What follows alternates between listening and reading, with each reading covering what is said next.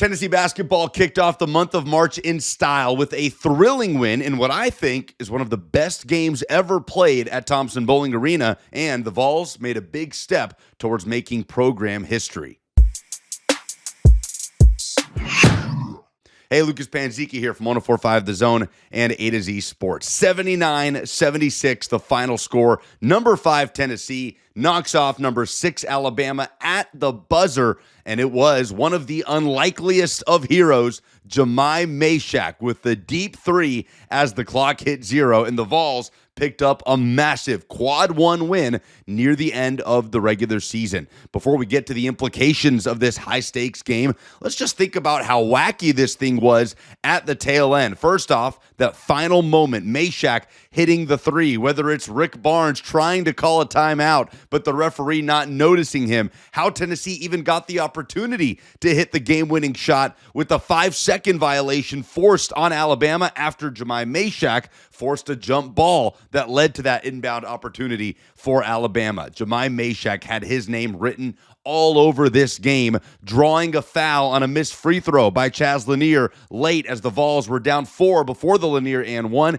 and it was Mashack who got himself back on the line with the chance at the tying free throws, and he made no mistake. He just continued to make plays down the stretch in this game, and it's fitting that he got the final shot off, even if Jahmai Mashack is pretty far down the list on the players that you imagine you would want on Tennessee's team taking that final shot. But it's a credit to him. He stepped up to the moment and everything came together for the Vols. When you think about some of the biggest moments at Thompson-Boling Arena, now Food City Center at Thompson-Boling Arena, you think of Skylar McBee hitting that three-pointer against Kansas, right? You think about Chris Lofton with that three over Kevin Durant against Texas, a team that was then coached by now Vols head coach Rick Barnes. I think that shot by Jahmai Mashack against Bama should be right up there in that category with the best moments in the history of that arena in Knoxville.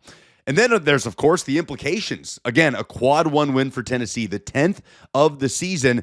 And at this point in time, according to ESPN bracketologist Joe Lunardi, the Vols have a 1 seed in the NCAA tournament. They are the number 4 overall seed after that win against Alabama. Now, Tennessee has 2 regular season games remaining, one at Ole Miss and finishing out the regular season at home against South Carolina. Those are both games Tennessee will be favored in, so especially if the Vols can win out and take care of business, that would all but lock them in for the first ever 1 seed in an NCAA tournament in program history. Of course, a little run at the SEC tournament would absolutely help with that, and Tennessee is in a good position to be a top 4 seed at the SEC tournament in Nashville. So it is hard to overstate just how critical that win was for the Vols on the first day of March 2025. Not to mention, it's the 8th win over an AP-ranked team this season. That's a single-season program record. And how about the Vols' recent domination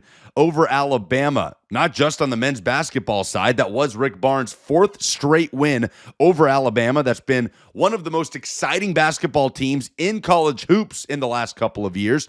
But now it makes it a clean sweep for Tennessee football, women's basketball, and men's basketball in the 2024-25 season over the Alabama Crimson Tide. A special moment for Jahmai Mashack, this team, and the Tennessee fan base, one that they should absolutely savor as it was historic in nature and took a huge step towards that goal of the first ever 1 seed in the NCAA tournament. There is still work to do, but Vols fans are still buzzing after that game Saturday, and rightfully so.